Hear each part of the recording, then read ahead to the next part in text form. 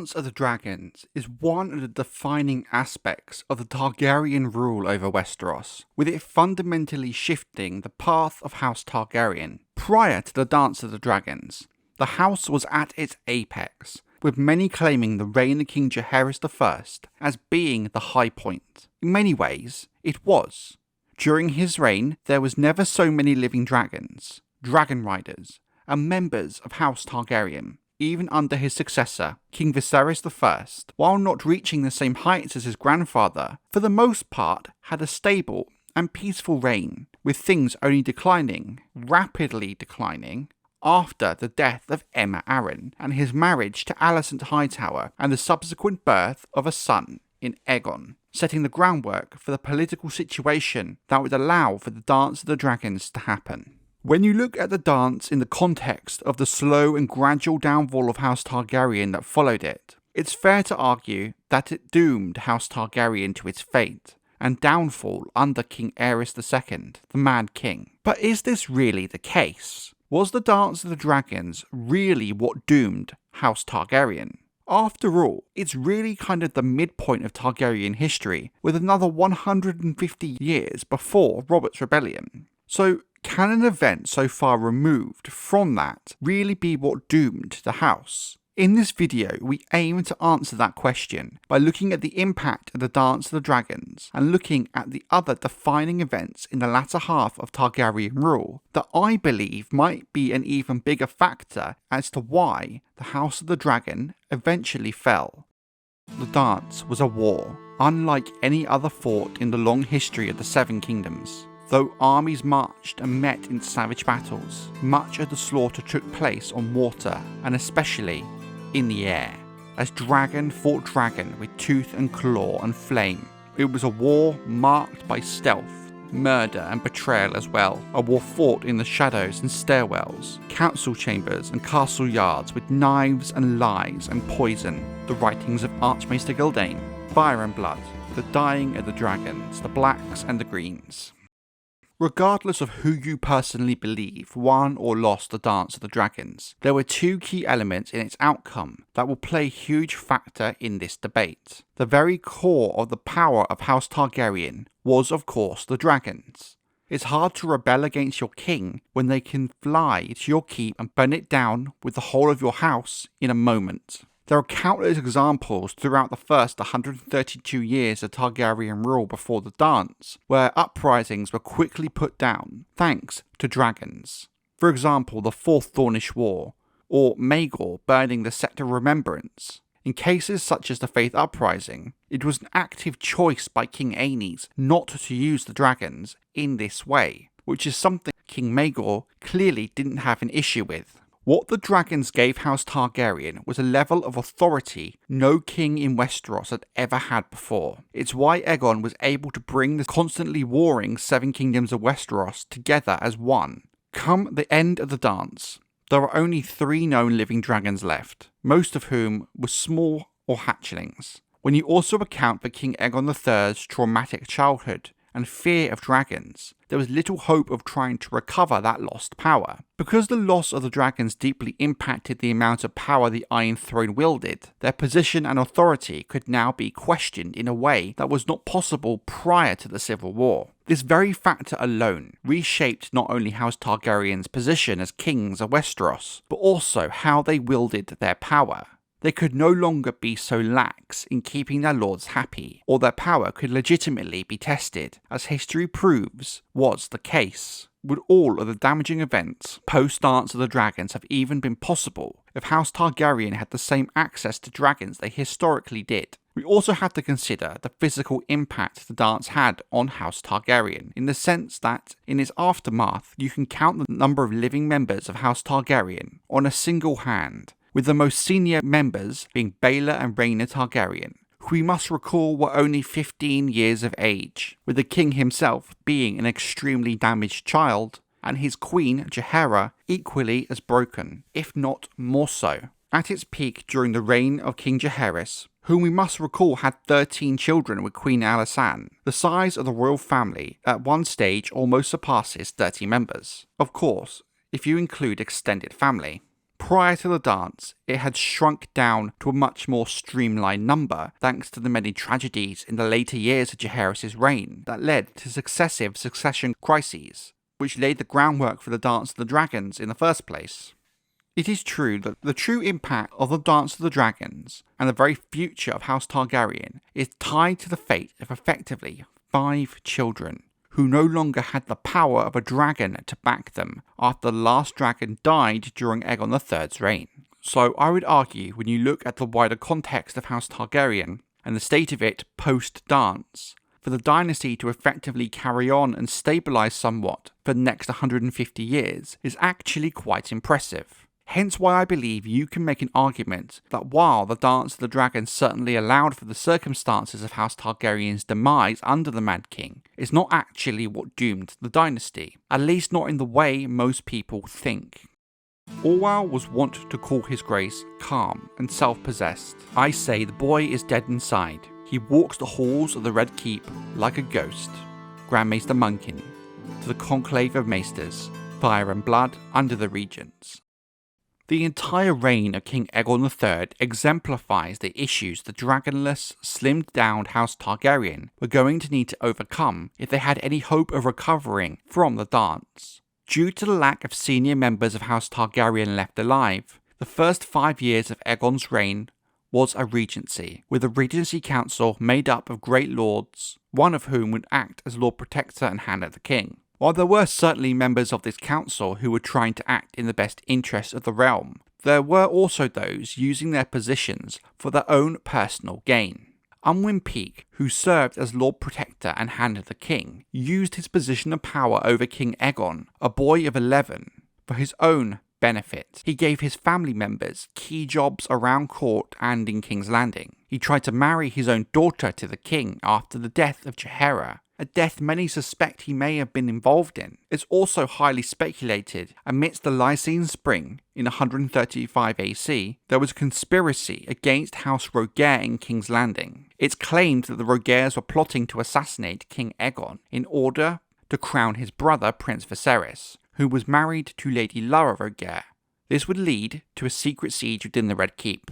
When the plot was unravelled and the conspirators were arrested, many even suspected Lord Unwin was in fact the mastermind behind it all, because all the conspirators were men and women he had named to positions of power when he was Hand of the King. Although this was never conclusively proven, few in reality doubt Unwin was involved. The ifs and buts of what Unwin Peake may or may not have done are kind of moot. What it shows us clearly is the impact the sheer lack of senior members of House Targaryen had on the politics of King's Landing. Unwin was not an isolated case. There were countless ambitious lords plotting and scheming in the shadows, with little to no fear of reprisals from members of House Targaryen. The only thing really keeping the lords and regents in check were the other lords and regents.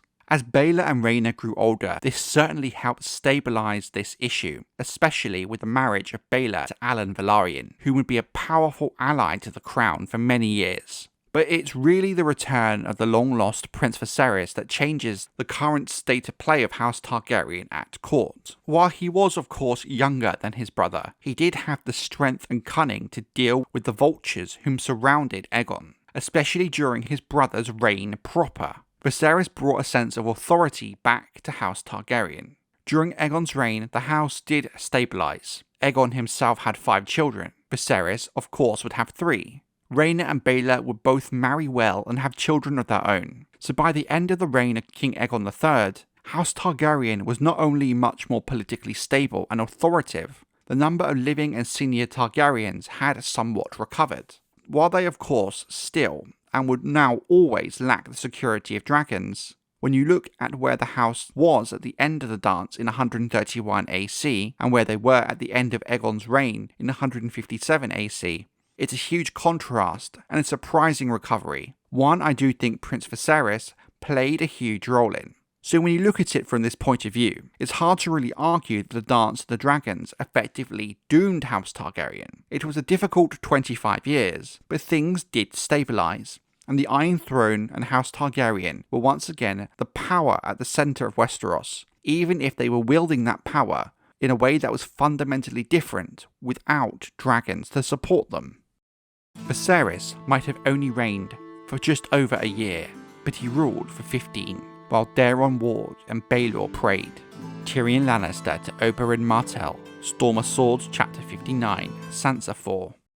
King Aegon III's eldest son, Daemon, inherited a realm that was much more stable, with House Targaryen comfortably atop this new dragonless power structure. So much so, King Daemon was able to launch a successful invasion of Dorne, something his forebears had struggled to do even with dragons. What this did is show the realm at large that House Targaryen can still exert their might and control even with just the conventional army. As with most conquests of Dorne, Daemon couldn't actually hold it for very long, which in the end cost him his life, the throne passing to his younger brother, Baelor. While most people recall Baelor the Blessed for the negative aspects of his reign, for example the Maiden Vault, which surely facilitated the birth of Daemon Blackfyre, as well as the sheer amount of power the Septon King allowed the Faith, he did manage to peacefully come to terms with Dorne. While some might call that admirable, given the sheer amount of men who died in Daemon's war, the way in which Baelor went about it certainly lowered the standing of House Targaryen and made them seem, and specifically Baelor seem, weak. But this only impacted them temporarily, with this all very much being forgotten thanks to the sheer scale of damage events to come will have. Baelor dying childless in 171 AC led to the throne now passing to King Aegon III's younger brother, the now King Viserys II.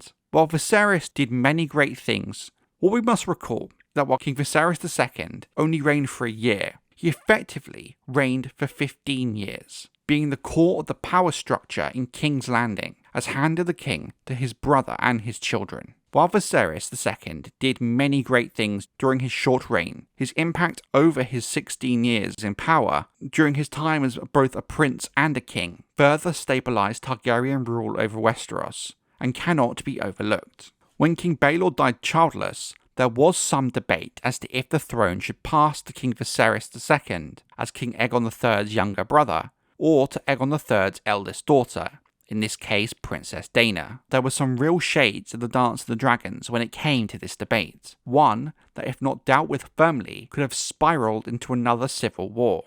However, a decade of isolation in the Maiden Vault had left Daena and her sisters without any true powerful allies, and the bitter memories of the Dance of the Dragons and Rhaenyra Targaryen had left many, even among her biggest supporters, wary of an idea of a woman on the Iron Throne as a ruling queen. Daena the Defiant was also seen by many as being wild, unmanageable and wanton, especially as earlier that year she'd given birth to her bastard son, Daemon Blackfyre. King Viserys based his claim to the throne using the precedent of the Great Council of 101, and, of course, the Dance of the Dragons was therefore cited. The claims of Baelor's sisters were set aside, and the crown then passed to Viserys. What Viserys ensured by doing this is any succession dispute in the future can now use his own claim as another precedence, meaning while there was still no firm succession law when it came to the crown, there was a much clearer and defined system that could be referenced. I believe this is also a huge factor as to why neither Aegon or Viserys rescinded King Aegon II's claim to the throne and officially named their mother Queen.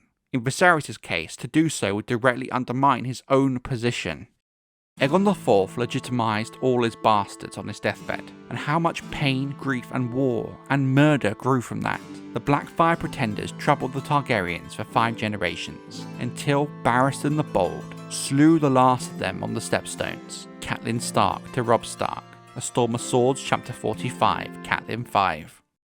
So, we get to the rule of King Aegon IV in 172 AC, and House Targaryen are in a healthy position, even with the loss of the dragons. In theory, there was nothing now stopping an indefinite Targaryen rule of Westeros, assuming the kings had the best interest of the realm at heart. Sadly, this was not the case for House Targaryen. I would in fact make an argument that the actions of King Aegon IV did just as much damage to House Targaryen as the Dance of the Dragons did, albeit in a very different way, and truly set them on the path to Robert's Rebellion.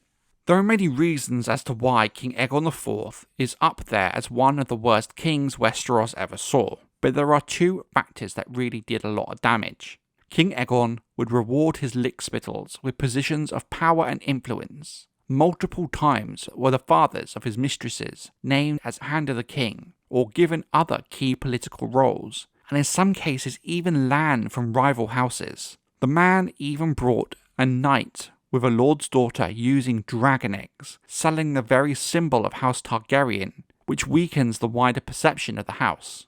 The men Aegon surrounded himself with didn't care about ruling or the greater good. They only cared about their own gains, and thus the realm, the small folk, and really everybody greatly suffered. As long as these men kept feeding Aegon's desires, he really didn't care. The level of misrule under King Aegon IV cannot be understated. If we take King Jaehaerys as an example of a good king, King Aegon IV is almost entirely the exact opposite of that.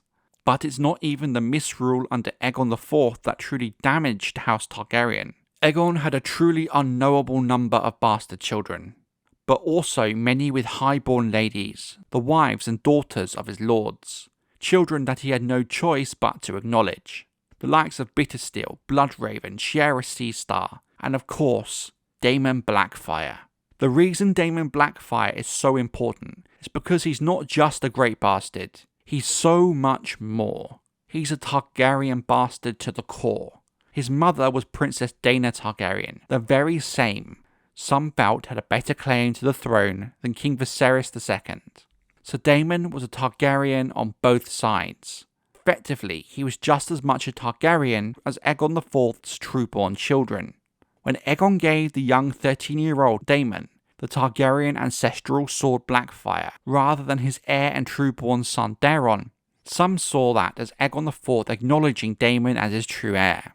Now, I don't 100% personally believe this. I think it was simply petty point scoring with a son and heir he detested. But you cannot deny the optics of it. But the final nail in the coffin was Aegon IV's final decree after his death, that all his bastard children should be legitimised. And with that, he would unleash pure chaos upon House Targaryen and Westeros for generations, and effectively undid all the good work his father and uncle had done to stabilise the house after the Dance of the Dragons.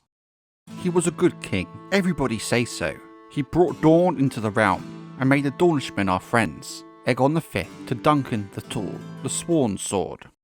The impact of the legitimisation of the Great Bastards in 184 AC was not immediately apparent, because for at least a while, King Daemon II ruled the realm peacefully. Things really did start to get tricky for Daemon in 187 AC. He himself had married Rhaenyra Martell as part of Baelor the Blessed's peace deal, after Daemon I conquered then lost Dorne. The Queen herself being Dornish was not really an issue, even if she was not well loved by some lords of the Reach and Stormlands. But in 187 AC, Daemon arranged the marriage of his sister, Princess Daenerys, to the Prince of Dorne, Maron Martell, with Dorne now officially joining the realm of House Targaryen, not through war, but through a peaceful marriage pact. While this was a great political achievement, with Daemon doing what so many other Targaryen kings had failed to do, it did come with its issues, especially when it came to the Great Lords, mostly in the Reach and Stormlands, who protested loudly. House Martell, despite swearing fealty to the Iron Throne, were allowed to keep using the title Prince or Princess of Dorne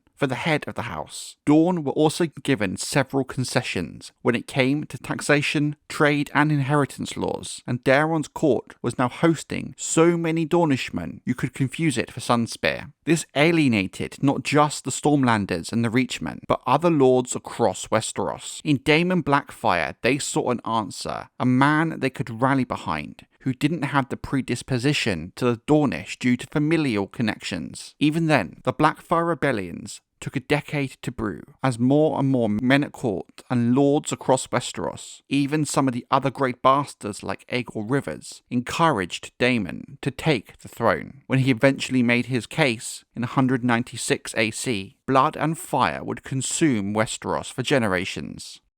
Treason is the only word when two princes fight for a chair where only one may sit, Great lords and common men alike must choose, and when the battle's done, the victors will be hailed as loyal men and true, or those who were defeated will be known forevermore as rebels and traitors. That was my fate. Eustace Osgrey to Aegon V, the Sworn Sword.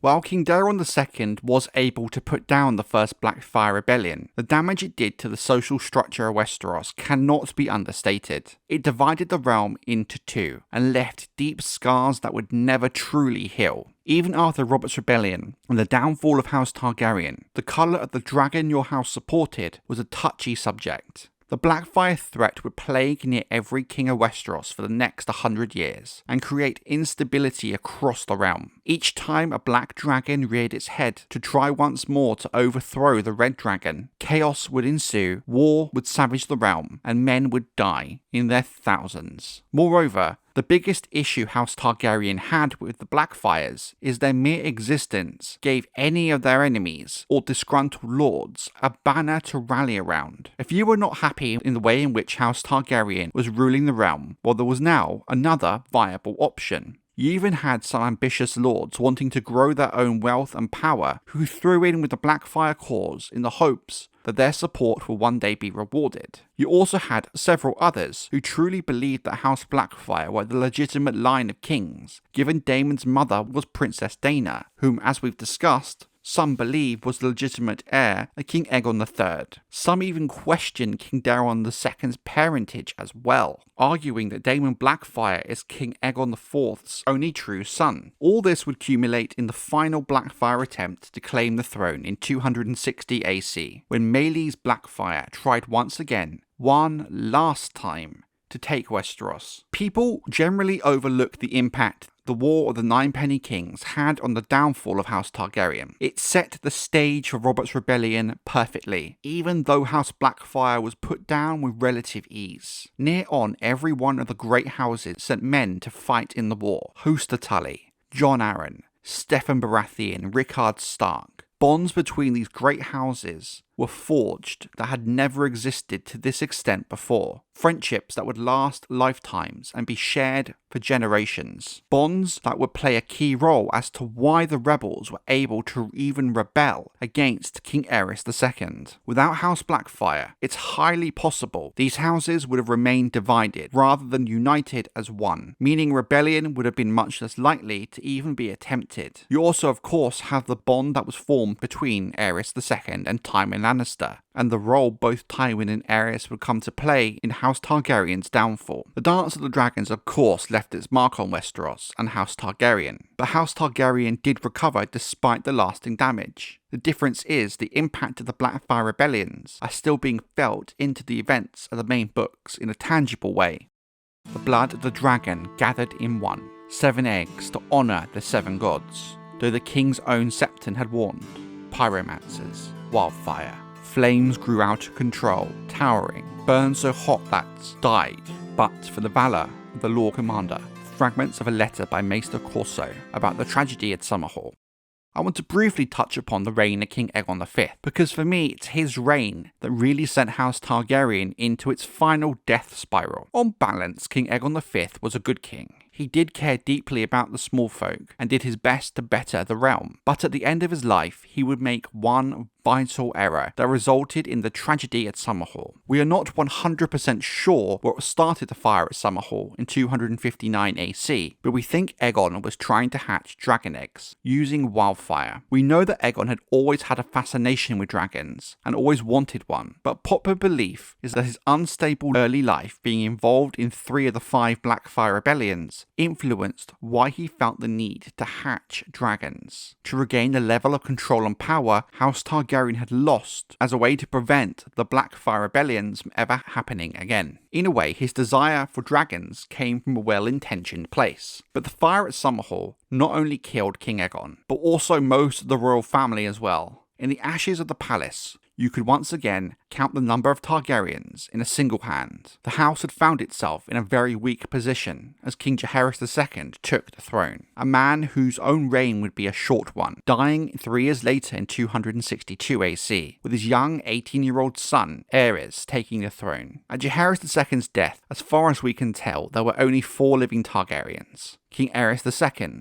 Queen Rhaenyra, Prince Rhaegar, and Maester Aemon, whom was at the wall at this time. Like King Aegon III, Aerys II didn't have the Targaryen support structure around him, allowing men seeking power and position to flood his court. While the likes of Tywin Lannister were well regarded and seen as a good hand at the king, given Aerys' nature and growing madness, Tywin had significant control over the realm. In a way, Tywin Lannister was a more successful version of Unwin Peak, with his plans almost working if he could have married his daughter Cersei to Prince Rhaegar. Thanks to Aerys' nature, his madness, there was little chance House Targaryen could have recovered the way they had once done from this current position under King Aegon III, with the great houses now closer than ever, thanks to the War of the Ninepenny Kings. It would only take a spark to light the flame of the rebellion. Aerys lit that flame. There are 2 ways you can argue as to if the Dance of the Dragons truly did doom House Targaryen. You can argue that the very existence of the Dance of the Dragons is what allowed for what followed to happen. No dance, likely no Aegon III as king, thus no Viserys II, thus no Aegon IV, thus no Blackfyre Rebellion, thus no bonds between the great houses, thus no Mad King. Take away the dance, it's the butterfly effect in full swing. Maybe something like the Blackfyre Rebellion still happens, only this time with dragons. We have no way of knowing, such as the sheer importance and impact of the Dance of the Dragons itself. But here is my issue with this line of thought. Aegon III and Viserys II